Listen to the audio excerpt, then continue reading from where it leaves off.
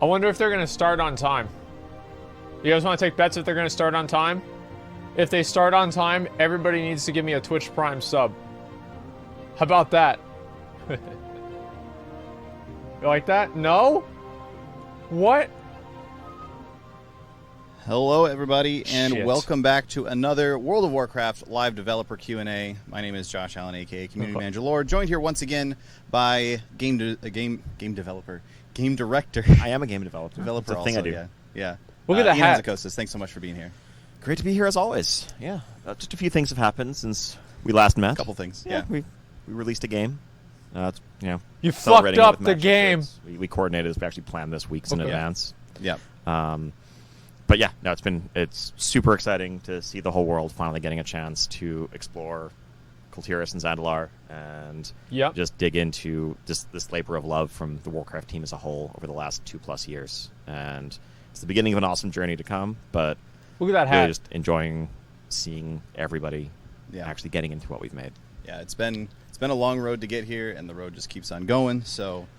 we've got a lot to talk about here today as well. I know there was a couple things you wanted to mention just right off the bat at the start here. okay. Actually, we have one just sort of general to sort of catch-all topic. I'm not sure how many class questions we have today, but who cares? I know that I've seen a lot of questions and discussion in the community about, hey, you fixed arms mastery, what about my class? Or you did this thing to feral druids to help their AoE, but I don't think you went far enough. Or we have other problems in other areas too, or other specs feel like they need attention as well. We're not done. We don't, just because we haven't made a change doesn't mean I we know think you're not everything's done. Perfect. We don't. It will think probably things are take until the perfect on that second front. raid tier for you to be But done. when we actually start getting into sort of holistic spec balancing in the run up to mythic rating opening up and higher level mythic keys and so forth, as well as the PvP season, I think we want a lot more data and we want to do a broader pass over multiple specs. So rather what than about making Disc Priest? piecemeal changes one at a time. I think the change What about we made that to bullshit? Arms Mastery was because it was so drastically out of whack that gear with Mastery on it was virtually worthless to Arms Warriors, and that was a problem we thought we needed to fix in the short term. Same thing with Feral Druids and the AoE they bring to dungeons. Feral Druids aren't supposed to be the kings of AoE. I think True. Specs have strengths and weaknesses and different areas where they're going to shine, and that's just not a strength of theirs. But it's unacceptable for even an area of weakness to be so far behind the norm that other specs are bringing for a core type of content, like clearing mobs in a dungeon. And so that's something we needed to address. But we're not done. And so I just wanted to make that crystal clear. We'll have more to say. We're listening to feedback. We're keeping an eye on the tons and tons of data that's coming out of everybody running through dungeons, getting into PvP and so forth. Okay. And we'll have more to do in the future. Would it be fair to say that at this stage, because the expansion's been out for a week and a half at this point, would it be fair to say that at this stage we're mostly just looking for things that are way out of whack that we know that we can pull in line, and then as time goes on we get more data, we get more looks at people doing mythic dungeons and so on. Disc Priest. Exactly. Refine it from there. Exactly. I think I would expect, and this is may change, but I think our target would be to have our first significant balance pass come at the end of that first week of September. So at the end of the week, when raids open, when the PvP season begins, before that second week going into mythic raids. As always, we try to avoid making drastic changes that are going to make guilds feel like they need to change their whole roster or something. But that's really when the end game as a whole comes into its own. I think right now what we're seeing is... so we saw the same thing early in Legion, too. I recall at the start of Legion, it was Havoc Demon Hunters and Windwalker Monks that were head and shoulders above everybody else, because the game right now is running heroic dungeons. It's running Mythic Zero dungeons once per dungeon per week. And your boss encounters in that are not super long. You're mostly looking to quickly and efficiently clear large chunks of mobs. That's true. And that's what the end game is all about. That makes sense. Other types of damage, the other types of situations that we bounce around more holistically, like the 6-minute patchwork fight or the council fight where it's sustained ranged cleave between multiple targets, those situations just don't exist in the game. And so classes and specs that will shine in those situations aren't seeing that reflected.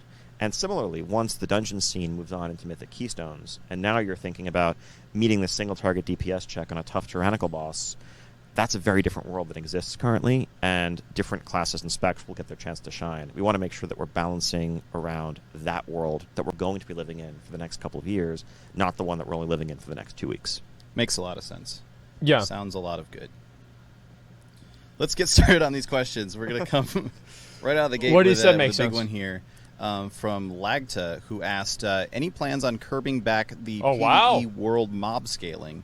They feel like damage sponges even above heroic dungeon item level. So obviously we've been seeing a lot Okay, of discussion let's about hear this it. over the last couple of days, a few threads popping up on Reddit and so Yes. on. Yep. What's going on with the world scaling? Well, so just take off your Heart of Azeroth and put it in the bank, and then everything is fixed. Moving on. No, so sorry. Yeah, there's a lot of discussion, a lot of rumor, a lot of speculation about how this works.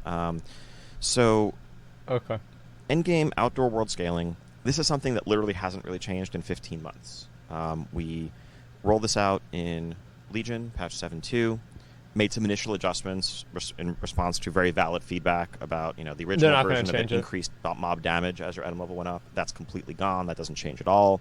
We've also pulled back on how much scaling occurs to begin with. So 2 questions, I guess. First off, why do we do this at all? And it's To make shit take longer.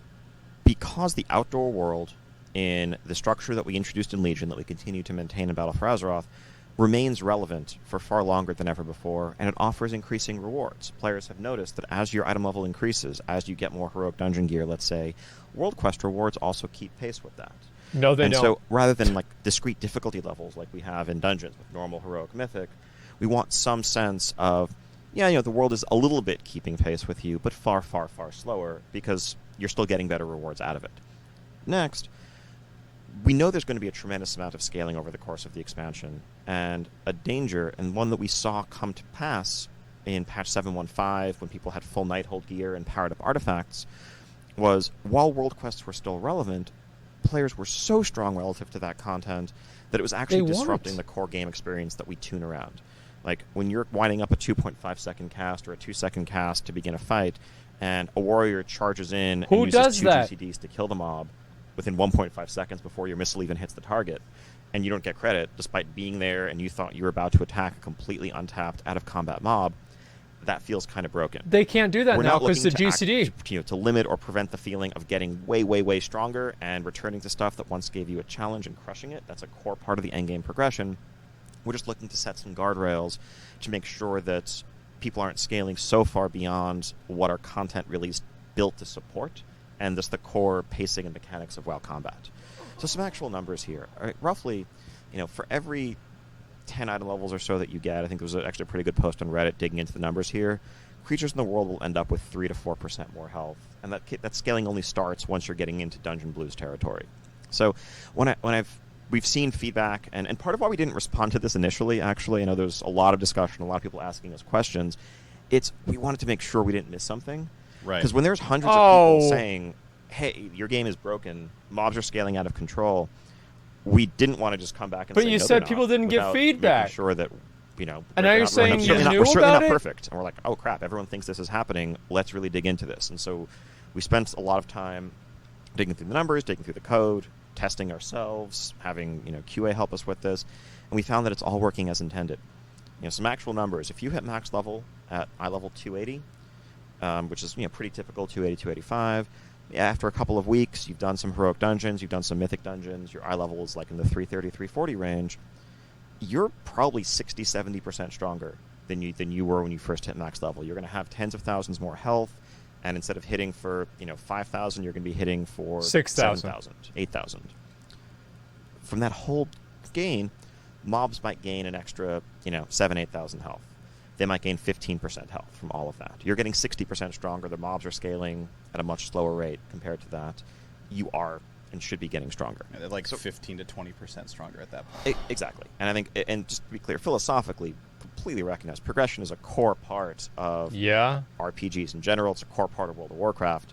The goal isn't that, hey, this world quest that took you 5 minutes to complete the day you hit 120 still takes you 5 minutes to complete weeks later. It's going to be a fraction of that time in the long run, and that's completely by design.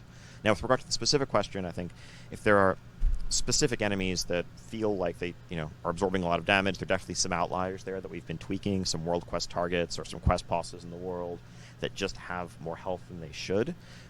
Those are mob-specific outliers, but the pacing around the game as a whole is something that we actually feel we have a pretty good handle on, and it's playing out the way we expected. Now, there's also some issues with individual specs and their performance, and that's something that, as I alluded to at the start of the talk, we're going to be digging into very soon. Yeah, and I know we've already done a couple of hot fixes to specific world quests also that were like either not enough mobs were spawning or certain like bosses for the like elite world quests had too much health or something like that. So those are things that we can fix as well. Totally. But yeah, the core of what I'm getting here is, yes, there's a small amount of scaling. You should be scaling much faster than the mobs are actually scaling. Yep. And it is still very, very important that Yep. you can eventually just obliterate. Also, just to dispel some other rumors, we've changed nothing here. Like, I've seen threads that were speculating that, oh, you used to be able to unequip your gear or put it in the bank, and that made the world easier. But, oh, Blizzard Ninja hotfixed it. We actually, this is literally, as it's worked since March 2017. We have touched nothing. Yeah, they did. So, and the reason why... Wait, yeah, they did? We also didn't make a bigger deal of this or, discuss it in depth in the past is this is just how Legion, this is how all of Argus What the work, fuck? This is how all of Broken Shore work, this is how World of Warcraft has worked for the last 15 months. And if power scaling over the course, if you played through Legion, and as you geared up in Antorus, if Argus felt appropriately easier for you over time, that was the system working as we intended. And so we felt like it was something that was working well. Obviously, there's been a lot of recent discussion around it and people concerned with the approach we've taken, which has led to us re-examining it. Yeah. All right. Let's go ahead and move on. Question here from Odin, semi-related actually, who asked, what is the development team's thinking behind the power gain of leveling? I and many others feel weaker as we level through BFA, which feels counterintuitive to level progression in an RPG. So kind of talking about similar general concept, but rather than once I'm at max level and I'm gaining more gear. A worthy question, Odin. This is literally just talking about as I'm progressing from 110 to 119, basically. This is a very valid criticism, and it's a concern that we share. It's something we're talking about on a regular basis, and how to do better on next time. This has been a somewhat awkward aspect of leveling in a new expansion in World of Warcraft forever, like literally since Burning Crusade. Because to some extent, an expansion represents a reset. It represents catch-up for those who didn't play the last expansion. It represents a fresh start as you begin a new journey through gearing up and overcoming the challenges that a new world has to offer. Green is the new purple. Exactly. Yeah. Or the new orange, as the case may be. But yeah, so I think, if you think back to Mists of Pandaria, let's say, when you started out, or Warlords or any of those expansions, you were probably crushing things in Jade Forest or Frostfire / Shadow Moon. And then by the time you were halfway through the expansion, you were starting to have a slightly tougher time with those mobs. True. They weren't melting quite as quickly. And then when you hit max level, things in Dread Wastes or things in Nagrand, in Warlords, they actually put up a good fight. They were dangerous. True. You couldn't pull three of those mobs at the same time, at least when you first hit max level. But then as you got dungeon gear, as you eventually got epics, things shifted back. But that didn't feel the same way. It felt like, oh, well, of course, these mobs are tougher because, well, Nagrand is dangerous. Frostfire is full of weaklings that I can go crush, but this is, the home of some of the mightiest forces of the Iron Horde, and so I need to gear up before I can overcome them. That made sense in traditional RPG contexts. The flip side there is that when you hit max level, like 90+% of the world was completely irrelevant to you because it was full of these low-level mobs that offered no challenge, no rewards. And so you spent a few hours, you might have spent 1 or 2 days playing through this vast world that we constructed, but then only would spend, the rest of your months in a tiny fraction of that world. And that felt like a missed opportunity and, shallower than we wanted, which is why we shifted to this scaling open world model in Legion, where the entire world is relevant at max level, and in fact, multiple new zones can open up at max level. Probably better that way. The problem with that, of course, is, well, now it's not the forces in Nagrand are mighty, and I need to gear up to overcome them. It's, while I was off questing in Nazmir and Vol'dun, I came back to Zuldazar, and these things that I crushed at level 112 are now giving me a challenge at level 120, and it's the same mob, and it's the same area, and it's often the same type of quest. And that doesn't feel great. That's too fucking bad. You're not going to change anything. You know it. On balance, I think that once we settle into a groove at max level and begin gearing up again and overcoming that power setback, it is worth that sacrifice in terms of having the entire world available as playable space that can be relevant. But we have more work to do there. I think we're looking for that silver bullet in future expansions that will let us combine the open world relevance with a feeling that you're not actually sliding backwards as you level. It's fine. But the reality is, in terms of your relative feel to the world, that does need to happen on some level. Right? It's fine. It's okay at the end of an expansion that you are destroying elites solo, that you're going into an area and pulling 4 or 5 enemies at a time. 4 or 5. A new expansion can't start at that point, or there's nowhere to go. Where do you go from that point? Like you're just, that's a good point. Training so he's through saying, it, killing 30, 40 things with 0 effort, the way you might go back to a raid. Well, he plays a shaman. What do you expect? Ago. That's a lot for him. That's not where the game can exist. But psychologically, completely understands that it just kind of a feels bad moment right now. Yeah, and like you say, it's something that's been the case for every expansion ever, going all the way back to Burning Crusade. Yeah. It was something that we saw in Legion as well to some extent. So I guess TLDR, yes, we recognize it as an issue. Okay. Looking for that perfect fix for it still. Okay, so a question here from Mad One, who says level scaling has odd consequences, such as 110s dominating 120s in world PvP, and dual gathering alts locking experience since they're more powerful at 110 than 120. Any plans to change how level scaling works? So I saw a hotfix go out for the world PvP thing.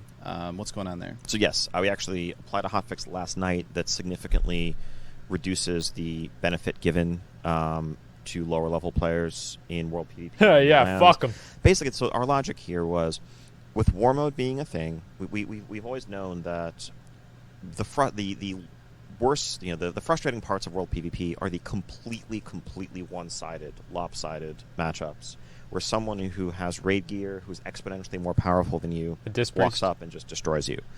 Now, we want item level to matter, but we don't want it to be completely, dispositive to the point where you have no chance whatsoever. And I think we were going way too far to prop up lower level characters relative to what people were at max level. Okay. A 120 should have an advantage over a 110, even if that 110 had Mythic and Taurus gear and optimal legendaries and that full setup. Now, it's probably going to be close. The 120 shouldn't be able to just roll over the 110, but you should never feel like you're advantaged for staying at lower level. We think the changes we made got us there. If they haven't, we're going to continue to tweak things, but that's our goal. Okay. Sounds good. Moving on, next question from Celsimus. There's a lot of S's in this name. Who asked, what is the design philosophy behind item level increasing so rapidly from the start of an expansion? Wow. And does this mean we should expect a BFA-like squish every other expansion? So definitely not every expansion. Maybe every other or every third, honestly. And that's part of why we took steps in BFA to make it a much more streamlined process in the future, so that it'll be less prone to errors and scaling problems and misses on our part. The reason why this is the case, and this is a question that's raised often, I think, because you have 4 raid difficulties in Titan Forging. Scaling question we just talked about a few minutes ago. What do you mean, why? Players often ask, and reasonably so, well, why don't you just give us less power and then this wouldn't be a problem? Instead of having mob scale, why not just make every tier 10 item levels instead of 15, or make an item level mean less and then don't have the outdoor world scale at all? The reason why we have this is it's proven necessary over time, both for difficulty progression and reward progression, for upgrades to feel meaningful through our dungeon and raid endgame.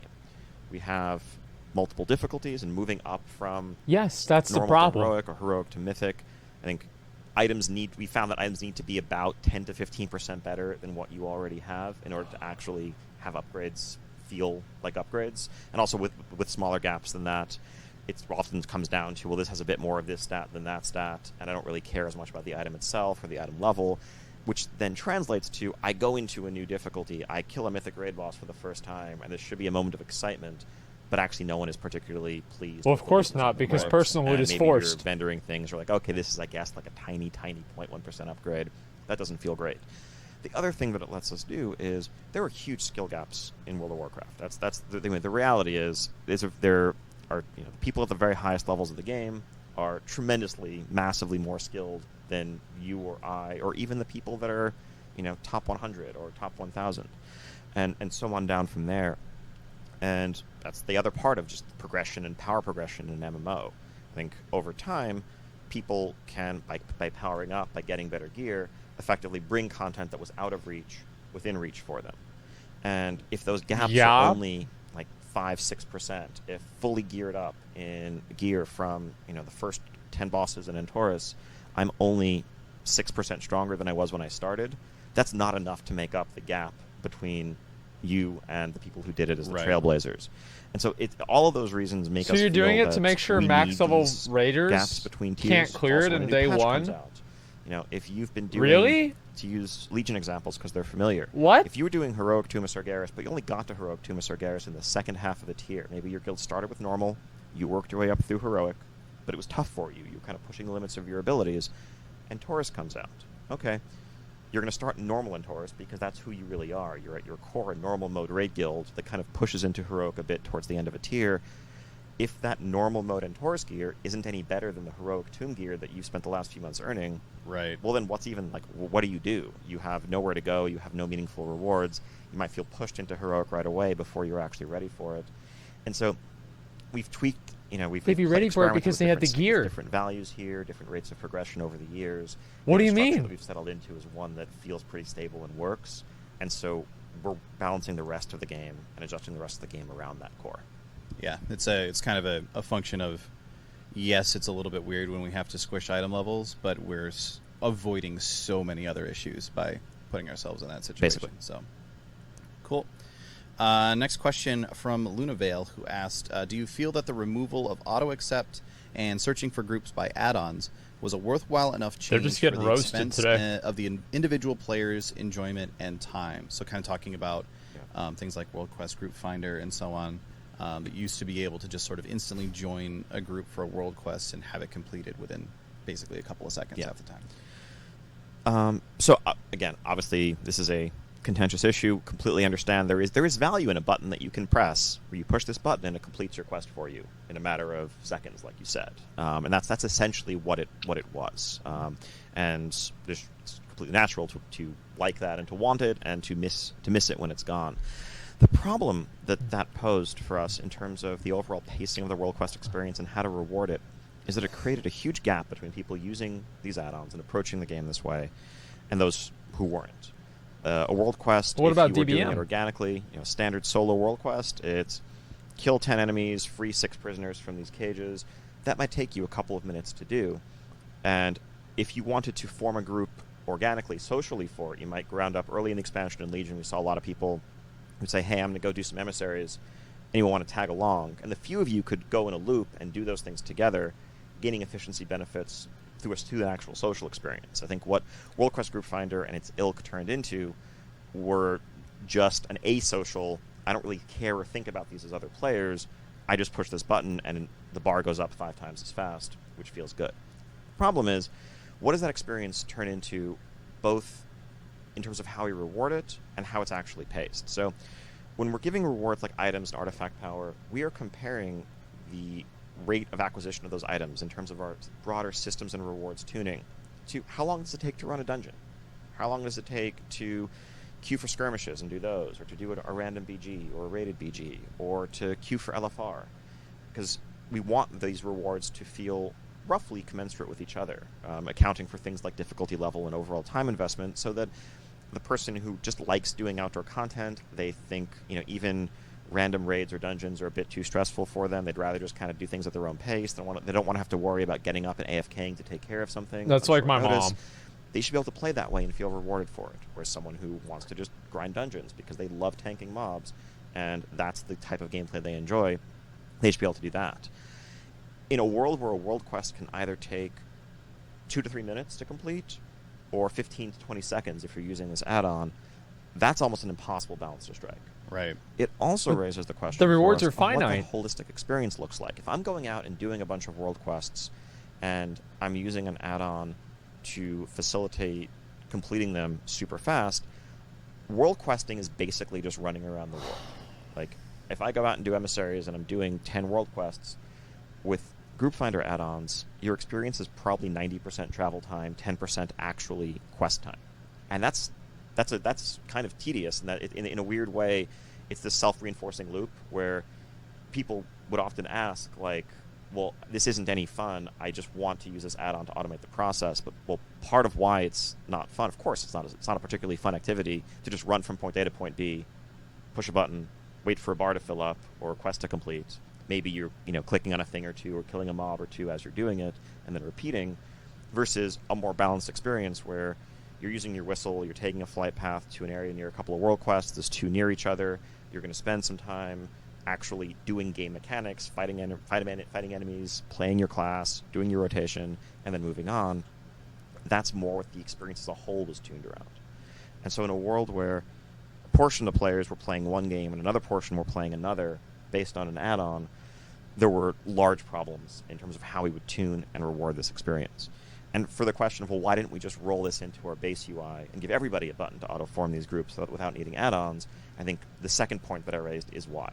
We feel like if we did that, the pacing of a World Quest experience shouldn't be 90% travel time. Right? There's a version here where we add an auto-accept function and add auto-grouping to every World Quest, but then that kill 8 objective probably turns into a kill 30 objective just to keep that experience reasonable in comparison to how rewarding and how much time it takes to do dungeons and so forth. That said, we do have default functionality for elites, for all group quests, where you can just click the eye and it'll form or find a group for you. Those groups have auto-accept functionality, and that's a super seamless process. Okay. That's so true. I guess kind of the core of it here is we stepped back. We took a step back, looked at it, and said, okay, so we've kind of got 2 directions we can go here. We can either because we want to make sure everybody's having the same general play experience. We can either break the add-ons, get rid of the auto accept, and make everybody do world quests in the same general manner that way, or B, sort of embrace the notion that world quests take 10 seconds to finish. But in order to do that, we would then have to make it so that the reward was like 10 silver for world quests. So rather than making world quest rewards suck, we're just making it so that you have to actually do something for your piece of gear. Yeah, well, you did world both. Quests are drastically over rewarding compared to other activities, right? And you shouldn't actually, you're doing it wrong if you do dungeons. Okay, for example. So then, I guess the answer to the core of the question, was it a worthwhile enough change given the expenses? We think it was. Yes. And also things like broader auto accept functionality, for what it's worth. I think that also enabled a lot of other sort of economically harmful behaviors like realm hopping trivially for gathering, which was also obnoxious when people would piggyback onto others' groups, not to actually join the group, but just to switch shards in search of new herbs or we added auto accept originally. That's true. It was not part of the initial iteration of the group finder, and it was there for those cases where you don't really care about someone's item level or class or role. You just want warm bodies, like to help kill a world boss. And so what we've done is limit its functionality to those situations. So when you are forming a world boss group, it'll auto accept and rapidly fill, but really no one's forming a heroic dungeon group, let alone a mythic dungeon group, with just auto accept turned on and no care in the world for who applies. Right. Yeah. I'll take 5 rogues and a death knight exactly through my mythic dungeon. Yeah. Okay, all right, let's go ahead and Josh. move on. Next question comes 6 from people. Jatul, who asked, are there any plans to fix the auction house and guild bag features for select Of high course pop they're realms? They're like, no. Currently, these 2 interfaces are extremely laggy. No, we don't and care. Make both of these features with and without We want them add-ons to pretty break much forever. unusable. So this is something that, like you and I, and Of course a couple they're other gonna people say here have been yes. talking about a lot over the last week or so, because it is an issue. Now we're going to need the where are we entire standing on this system right now? explained to So us. yeah, this is a definite issue, hot topic around the office, hot topic in the community. What we've seen actually, so over the years, our technology has improved to the point that we have far more people on individual WoW realms than we ever have in the past. Through advances like sharding that we rolled out in Legion, we literally have like multiple times more people on a server, but the auction house infrastructure has lagged behind. And so what we've, as we add more people into our world, we're hitting new bottlenecks that haven't been issues before. And that's why this is popping up now when it hasn't been an issue in the past. We have we're approaching this from 2 angles in parallel. First off, on the engineering side, we're looking at optimizations and performance improvements that we can do from a database searching perspective, just to help make that process smoother. On the other hand, part of what makes this awkward, both from a database cost perspective, but also just a usability perspective, is I'm sure people have seen the 271 single stacks of cloth or ore or whatever, and we have some tweaks in the works that we're going to roll out actually in the next few days, probably to PTR first and then the live servers, to the way the deposit works when you list an item for sale on the auction house. So when you list an item for sale, you put up a deposit, effectively a listing fee. If the item sells, then that is refunded to you. You pay nothing. If the item doesn't sell, then you forfeited your deposit. Right now, that deposit is based on the vendor value of the goods in question, which for the case of trade skill goods is very, very low. So you can effectively list these things for free, and it costs basically the same, That's or true. only marginally more, to list 200 single stacks versus one 200 stack. We're making a change where the deposit will instead be proportional to the amount that you're listing the good for. This change will only apply to select stackable trade skill goods. This is going to apply to your cloth, your leather, your ore, your herbs, things like that. It's not going to apply to crafted items like flasks or armor or weapons or whatever. Right. But what that means is that effectively it will cost way more in deposit terms to list many, many, many single stacks than it will to list a handful of smaller stacks, or a handful of larger stacks. Exact details will be rolled out in a post. The goal here is this will help with performance, but it's also just to encourage people to be better auction house citizens and to make the right way to make your profit on the auction house while you provide goods to people who want them, to not be cluttering up the auction house with page after page after page of single stacks, but rather to consolidate a bit more. Yeah, I need 300 leather for this, so let me press buy 300 times. Exactly. Yeah. Okay. And so that way it's kind of the notion. I don't know I'm if just gonna that's use good or made-up not. Numbers, but I say there don't was know. a 5 gold extra Maybe. deposit per auction that needed to be listed for each piece of leather at that point, or for each auction of leather, sorry. It is? Yeah. So Okay. that way, Cool. if you list 10 things, then now you're paying 50. I have an gold, add-on whereas if for you it, so just that never put bothers me. One stack of 10, it's just that 5 It's gold not an cost. issue. Yes, exactly. And these are 100% made up numbers, but Yep. yeah. Okay, cool. Let's see here. Next question coming from As a Druid, who asked, are you going to put guild permissions back to how they were before? The current system is very restrictive and makes it harder to run a guild, which is arguably the What backbone changed? of all communities in WoW. I know we've seen, basically since patch 8.0 came out, we've seen a lot of discussion about the guild system, about the community system. What's going on with guilds specifically? Okay, so I don't think it's arguable at all. I think guilds are absolutely the backbone of community in WoW. We've made a couple of changes already based on feedback. Players in guilds, again, have the ability to edit their own notes by default, and we've re-added the ability to change rank permissions for guild leaders to have someone who can't speak in guild chat. If you want to have a rank that is just muted, if Right. people are getting into an argument or someone's being super annoying and you want a way of de-escalating that situation without kicking them from the guild, you can once again do that. And I think we're still looking and listening for feedback on specific things that are missing that are helpful to running and or moderating your guild. And How about we'll re-add Master Loot? functionality where possible. Now, the question of why did this change at all? Why mess with something that wasn't broken? Well, in order to make communities work, in order to make guilds work on the community infrastructure, this whole system is actually going through the BattleNet backbone. Technical the BattleNet reason. groups and Okay. the way that's constructed. It has a lot of upsides, including voice chat integration seamlessly, including persistent chat history, so you can, if you log on in the middle of a conversation, you know what people were talking about before you logged on. But that meant effectively reconstructing every bit of the old guild logic on these new foundations. And so in doing that, we looked at some statistics and data on how often these different customizations and options were used.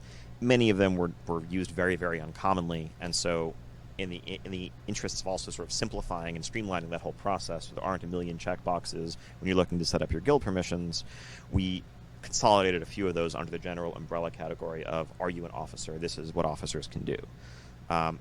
Really the right way to get this changed. We're open to re-adding functionality where it makes sense. I think it's just a question of getting us feedback, helping us understand what value you are getting in running your own guilds, your own communities, and we'll see what we can do.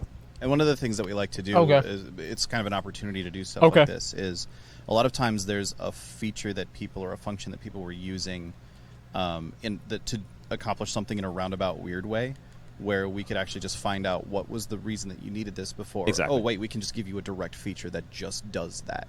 So that's something that we can consider as we're Totally. looking at this as well. Yeah, exactly. I think it's more, let us know what problems you're having, and we will do what we can to solve those problems. Cool. Next question, also about communities, comes from Shark, who said, are there plans to expand on the communities feature to make them usable for larger communities? This is very good. I.e. bigger character This is caps, important. calendar improvements like recurring events, more moderation tools, etc. I know moderation tools is something we've been talking about a bit. Yes. So they're one thing we definitely have on our feature list, probably for our next patch, will be permanent bans from public communities. So if you have a a large community that has a public link and there are troublemakers that are joining using that public link, currently you can kick them out. But Fuck 'em, dude. Without changing the link or removing that public link, it can be hard to stop them from rejoining. We want to have the ability to have a persistent ban that functions at the account level, so it doesn't matter what new characters they make. Wow. They'll be able to rejoin your community. That's really good. To exclude them. I think that should help a lot for larger public communities that are trying to, maintain an orderly structure there. Beyond that, I think we rolled this feature out with sort of a foundation of a core of just persistent chat channels, a calendar for events, and just a structure with basic permissions. And we wanted to see how people are using communities, and rather than dictate how you should use them or imagine imagine in our minds what players want to do with this functionality and tailor it for that, we're actually just sitting back watching how people are using them. And I think would love to hear more requests for features and improvements, and I think that's going to guide the direction that we take with communities going forward. More slots. Okay. Makes sense. Next question from Silent Hit. Never mind. Who asked, Island expeditions seem to be very unrewarding at the moment for the time spent in them. Any chance of having their rewards improved in some way to make them attractive after getting the big weekly Azerite bonus? So obviously, islands, the primary thing you get out of them is that artifact power. Yes. How do we feel about the way that players are being rewarded through island expeditions right now? So there was a bug that we fixed very recently that could cause people to get less artifact power than advertised or intended at the end of an individual island expedition. And so that should help with some of those issues where you're like, wait, I was told I was going to get 225 for winning this, and I only got 150. What gives? That won't happen anymore. So that should help there. That said, I think the weekly quest, the weekly objective to collect 40,000 Azerite from the islands is actually kind of there to create an exit point for you. Once you've completed that, that is the clear, very efficient, lucrative reward. It's similar to, back in the old days when you would get Valor points from doing dungeons or something like that. Once you've gotten all your points for the week, you can keep running them, but it's less rewarding than the first set. And so if it's okay to feel like you're done with islands for the week, wait for the new rotation, wait for a new set of 3 islands with 3 different ecologies associated with them to come in the following week and pick up there. Now, islands do remain, per time spent, I think pretty much the best source of Azerite and artifact power, other than, if there's a lucrative world quest out there. And so for someone who is looking to get all the AP they can get to level up their Heart of Azeroth and scour the map, finished all their world quests, you should find that doing islands, especially with a group, is going to be more rewarding than doing dungeons from an AP per time perspective. But it's deliberate that there is a drop-off there. Okay. Just sort of a side question on this. How do we feel about artifact power and its just general rewardingness in BFA in general right now? Because I've actually seen similar feedback to this about missions as well. And one of the primary things that you get from missions right now is that artifact power. But it does kind of also seem like a lot of players are going, okay, well, I've unlocked all the rings on my Azerite gear that I've got right now. I don't need artifact power anymore at this point.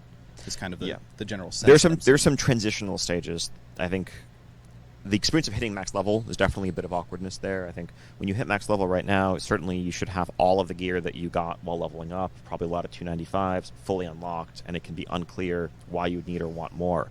And then what people were finding during the first week is, let's say you got a good world quest reward, or you got a group together and went into a mythic dungeon. You might be getting a piece where you didn't even have enough Azerite at all to unlock even the outermost ring, which put you in this weird limbo state where it wasn't clear why you wanted it in the short term, and the long term goals felt too far away. We've gone through, made some hotfixes to tune that progression. So I think at this point, as you're getting dungeon gear, generally, we want you to be able to use the outer ring of gear pretty much right away, unless you're quite far behind where we expect you to be for that point in progression. If you're hitting max level and getting carried through a mythic dungeon literally 30 minutes after hitting max level, you might not be able to use that piece. But short of that, the outer ring should be a starting point, and then you'll have goals to work towards, especially once you get to those epic pieces that have 4 tiers of powers to unlock rather than just 3. And ideally, if you have a full set of gear from a given type of content, let's say you have 3 340s from Mythic Dungeons, every level on your Heart of Azeroth should unlock something on some piece of your gear. Okay. Let's move on. Next question. I actually don't know how to pronounce this. Jayut 112? Sure. From this person on Twitter who asked, will there be any change to Azerite gear Oh. and it being untradeable? My friend got 5 pieces good. of shoulders as a warrior, and it was frustrating to him not being able to give me one as a ret paladin. Yes. Rip. Yeah, no, that sucks. I think we made a mistake there. That's something we're actually going to change. So, okay. Cool. Current plan Wow. is to roll out a hotfix that will take effect with weekly resets next week that makes Azerite gear tradable like other pieces of other pieces of equipment. Awesome. Weapons, as long as you have something of that item level or better in that slot. Nice. Why do we do this in the first place?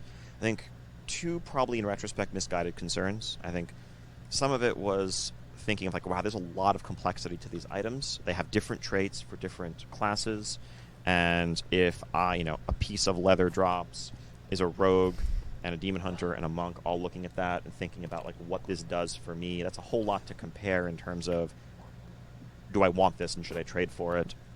In practice, stuff's in the dungeon journal. I think people go into a dungeon knowing, hey, there's really good shoulders I want from this boss. They have the trait that I'm really after. You know the name of the item you're looking for. It's not that different from a trinket in those terms. Second consideration was, Azerite armor, there's reason to want different pieces for different specs or for different loadouts. Maybe I want one piece that has more of a single target focus, and I'll use this for raiding. I have this other piece that I'm going to, has a good AoE trait. I'm going to wear that set when I do Mythic Plus dungeons. And so it's with trading, we're cautious about situations where items that people genuinely want to keep are tradable, and then there's social pressure imposed to give up something that you genuinely view as an upgrade. In practice, that's equally true for things like trinkets. We might have an AoE versus a single target trinket, or an off-roll trinket. Imagine being pressured in a video game. game. Tradable, and it's up to you. And those downsides aren't enough to justify the annoyance of, hey, this item drop that I don't need, my friend could really use it, and I can't give it to him or her. Okay, so cool. We'll be fixing that next week. Sorry for that pain the first couple of weeks. We agree it was a mistake.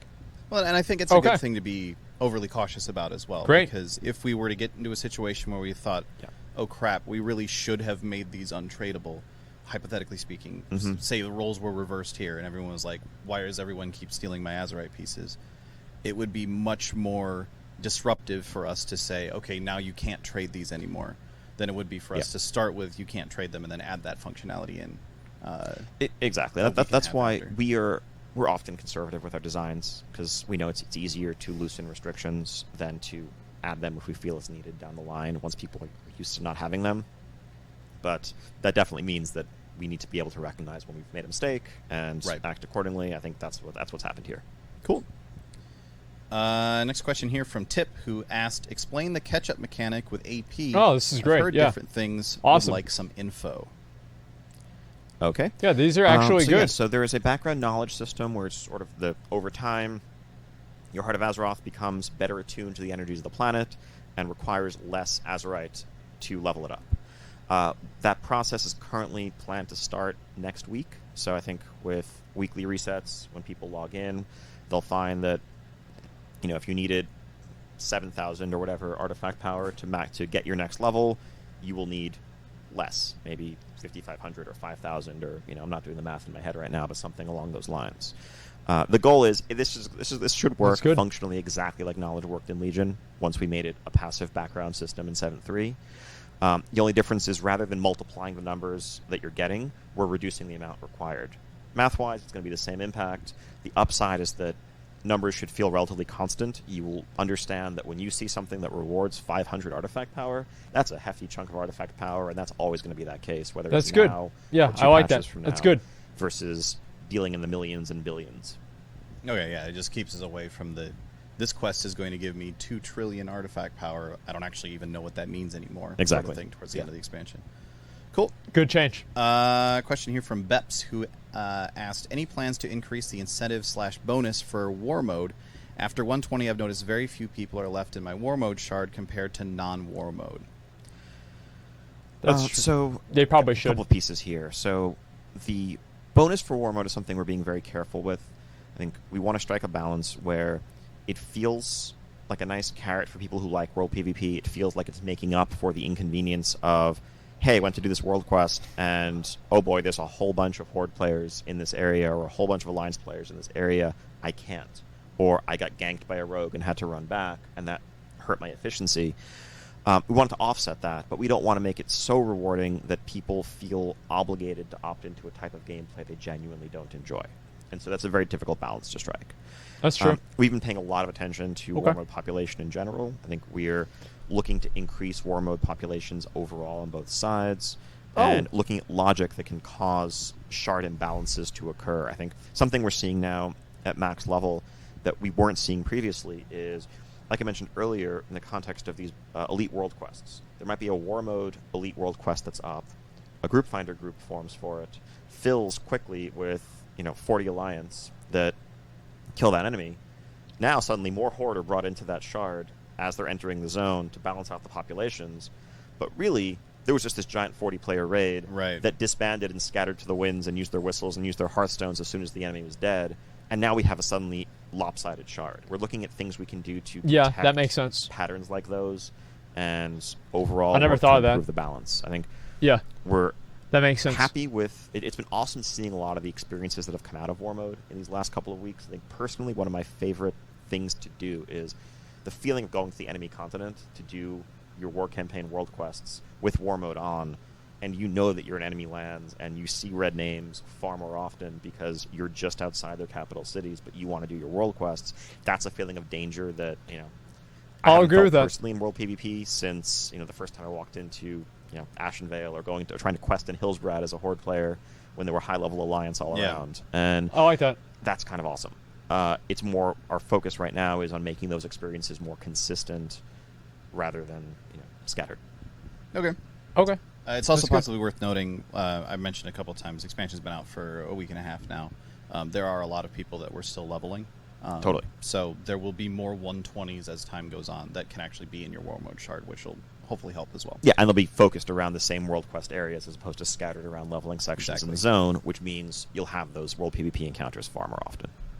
Okay. Question here from Solified. I know that we've kind of talked about this a lot, but it keeps coming up, so it's worth clarifying real quickly again. War mode on RP realms, are we phased with any other server, or are we just on our server? So RP realms, by and large, you are just on your own server. That said, I think this is something that we're looking at and listening to feedback from about RP realms. So sharding on RP realms, there's some exceptions during high traffic periods around launch. For example, we turned on sharding in Stormwind and Orgrimmar for the release of Battle for Lordaeron or the launch of the expansion, because otherwise when you have the thousands of people on a server all converging to get this quest from Anduin or to talk to Saurfang, servers melt. And while we want to give a cohesive realm experience to our peers, we don't want your servers to crash. That said, it may well be that for many realms, a single sharding RP realms for war mode only with each other, so there's a larger pool, but you're still not interacting with people by default who haven't opted into the RP experience. We know there's a lot of sensitivity around the subject of realm identity within those communities, so that's an area where I think we'd love to hear feedback and thoughts from people on RP server world if we were clumping all their RP realms together for war mode, but we don't want to also undermine core identity there. Okay. I know I'm lagging. Give me a minute. Next question here from Recros, who asked, when deciding on the gearing system for PvP, why did you choose a fixed reward schedule when vendors provided players the ability to target and work towards the specific upgrade they wanted? I think for some time now, even when we had vendors in the past, there often was a clear structure to I'll be right them, back. I gotta figure out what's going on. Total conquest points earned during the season requirements on the individual pieces, or rating requirements on the individual pieces. There was generally a correct order in which to acquire your gear. Whether it was getting gloves with a bonus on them first, or assembling your set. Certainly you'd want to get your weapon as early as you could. And I think where possible, given the choice between presenting a direct reward in the UI where you can open the window and see, hey, if I do this activity, I'm going to get that helm, or I'm going to get that axe. Given the choice between that and, hey, I'm going to get a currency, or I have to know to go to a vendor, and then I'm going to buy a thing off a vendor, we always prefer to give rewards directly. And so that's the structure we opted with here. I think the conquest schedule is there as a certain backbone to your progression. I'm trying to fix it. That you will get all of these pieces if you participate. And then that's complemented by the random rewards from end of match or end of week once the season officially starts. Yeah, and there were certainly some sort of like there were some big mistakes you could make with vendors as well, where if you were, especially if you were just getting into PvP, you were trying to figure out what was going on, you're spending your conquest, and you're like, okay, well, I've got my 1250, I'll buy my ring this week, not realizing that means you can't get your weapon the next week. So there actually are some very, very real advantages to the system. Obviously, for the extremely hardcore players who understood exactly what to buy in the right order, that's not really the case, but you're kind of just getting that anyway because you're just getting in.